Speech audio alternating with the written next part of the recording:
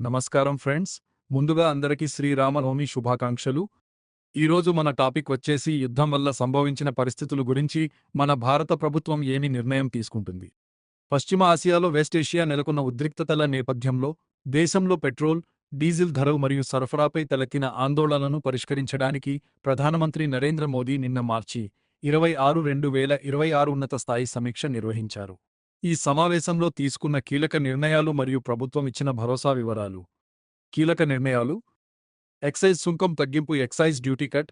సామాన్యులపై భారం పడకుండా ఉండటానికి పెట్రోల్ మరియు డీజిల్ రెండింటిపై లీటరుకు 10 రూపీస్ చొప్పున ఎక్సైజ్ సుంకాన్ని ప్రభుత్వం తగ్గించింది.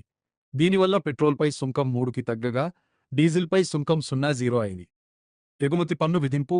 దేశీయంగా ఇంధన కొరత రాకుండా ఉండటానికి రిఫైనరీలు విదేశాలకు పెట్రోల్, డీజిల్ను ఎగుమతి చేయడంపై కొత్తగా ఎగుమతి పన్ను ఎక్స్పోర్ట్ ట్యాక్స్ విధించారు. దీనివల్ల కంపెనీలు ముందుగా మన దేశ అవసరాలకే ప్రాధాన్యత ఇస్తాయి.